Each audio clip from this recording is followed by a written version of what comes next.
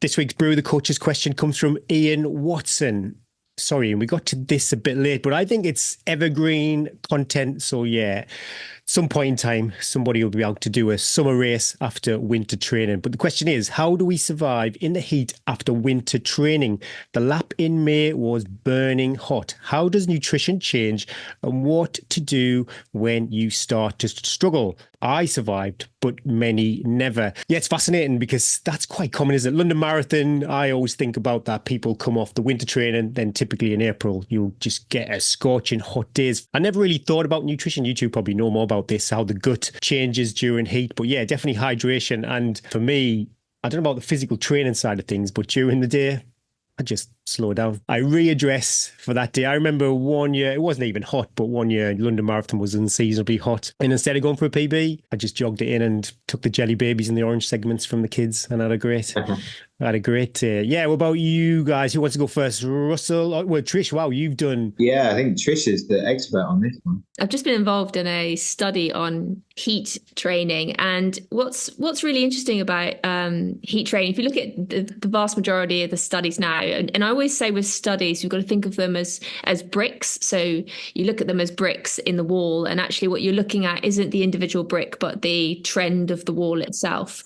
And generally, in terms of heat training, the wall seems to be that actually heat training has huge benefits in terms of improving performance.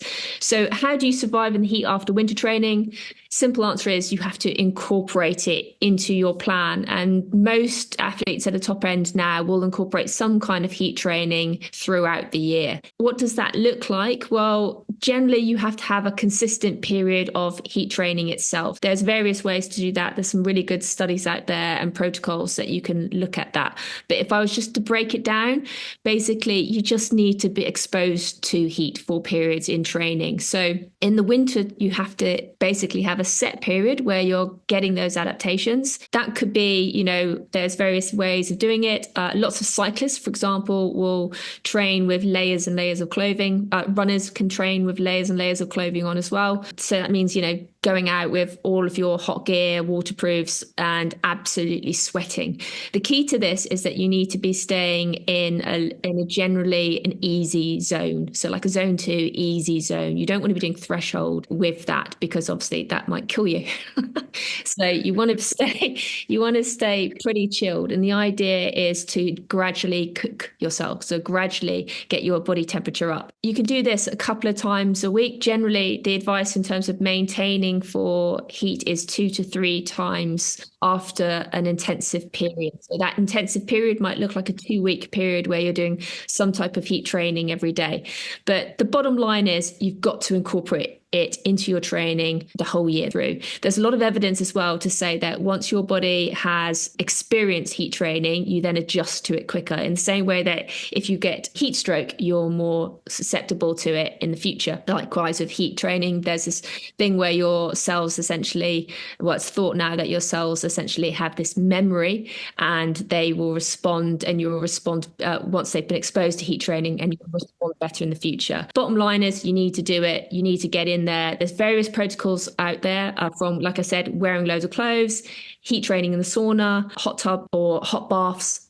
There's another protocol there as well. Lots of ones. You can have a look at that. In terms of nutrition and changes, what changes? Generally in the heat, people start to lose their appetite. There's a few reasons for that, because when you're hot, obviously you're going to sweat and you're losing lots more sodium. So that's going to change your electrolyte balances. Again, it's really important that you train in hot conditions, because actually what happens over time is when you train in hot conditions, the amount of salt in your sweat changes. So the more you adapt to heat, you will release less salt overall. So for example, if I talk about this study I did at the start of the study, my sodium levels in my sweat were higher than what they were at the end, because I had adaptations as you go through. 100%, I would say the best way forward with heat is liquid carbs.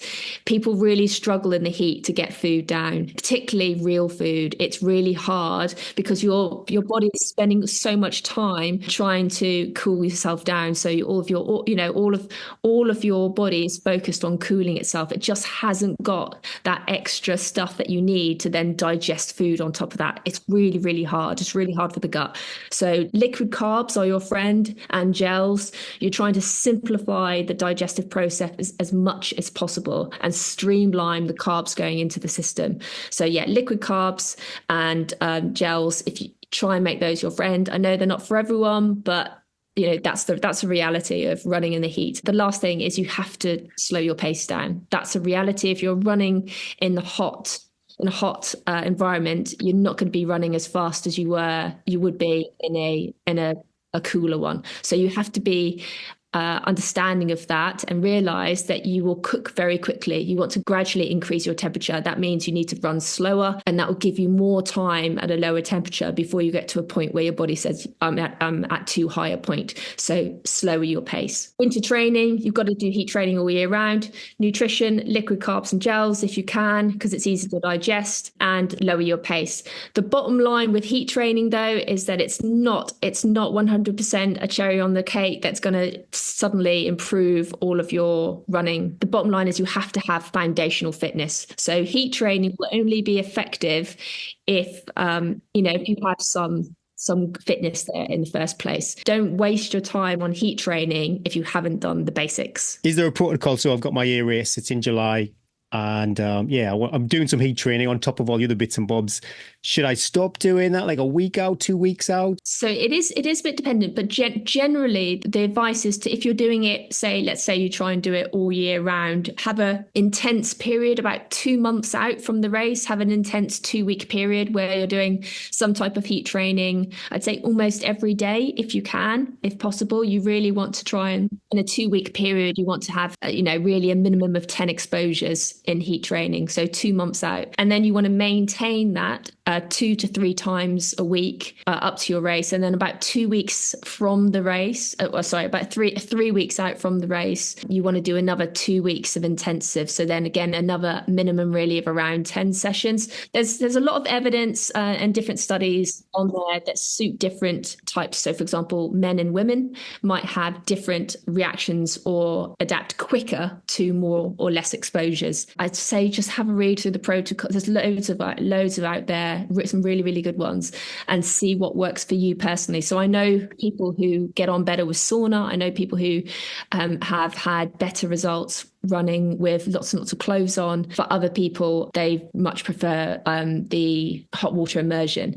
So it really does depend on you again as an individual, but you don't want to be doing it too far into taper. Heat training is exhausting. It's exhausting and it's massively time consuming on top of all of the other training that you're doing. So you've got to account for that in your training. If you're doing heat immersion, for example, that's like an hour a day. That's a lot. If you're trying to do that 6 to 7 days a week, it's a lot on top of running training and strength training and trying to work and live your life. It's a huge ask. I'd say it's proper. It really is top end stuff that pro athletes can do because they have the time. Yeah. As an amateur, it's a tough grind. It really is. I heard a story about why male lions have such a massive mane. It doesn't make any evolutionary sense because they're sitting in 40, 50 degree heat in the savannah and they've got this enormous furry blanket wrapped around their heads. But apparently it is so they can prove how strong they are. They can just sit in this really, really hot savannah with this massive heat thing. And they're like, yeah, look how tough I am. I can do this. So the bigger the mane, the more fit and strong the male lion. And so if you're running around the Lake District with like a massive burqa jacket on, you do feel like a male lion flexing. Yeah.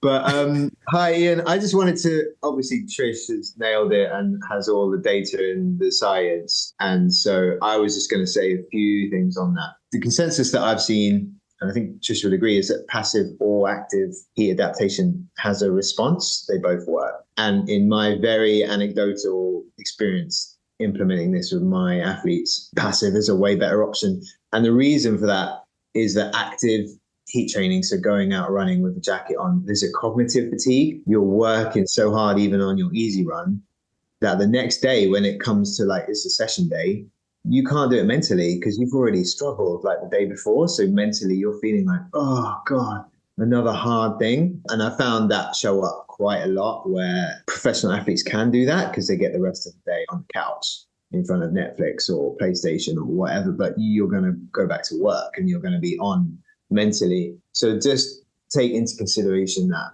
cognitive fatigue if you are going to do it with active training. You know, the poor man's heat adaptation, like Trisha talked about, sitting in the bath. Although it's tough physically, you can watch something on your tablet or scroll on your phone or read a book. So mentally, it's not quite as taxing. In my very anecdotal experience, there's no evidence to back any of that up whatsoever. And the other thing, just on the fueling in the heat, these dual fuels, they're really helping athletes. They're really showing up to help in my experience. And the evidence does back that up. But there's 4 types of sugars. Don't ask me what they are. And if you mix them in your gels and in your drinks, they just can go down a lot easier. There's less gastrointestinal distress. So look at, I think SIS call it beta fuel, but it's basically 2 types of sugars in your gels. And that really does help in the heat when it's hard to get anything down. But that would be my advice, and everything Trish said. It's the hydration as well. I mean, like I was losing like 2 liters of fluid in a session. I mean, I'm a heavy sweater as well. I've got a really strong sweat response. You could probably smell me from here. That's a lot. Yeah. But like, you know, if you're losing 2 liters of fuel, 2 liters in a session, like that's a lot to drink back in to your system. It's exhausting. Heat training is hard. It's hard. It's uncomfortable. It's difficult. Don't do it. Ian, Ian survived, but yeah, hopefully that helps someone else out there. He might not survive the heat training if he's that could be the end of it. There's some evidence as well now that it has the same, so it can have potentially better effects in terms of altitude training than an actual tent as well. I know a couple of people who have been looking for tents, but actually heat training might be a better way to improve your hemoglobin count and will help you with altitude.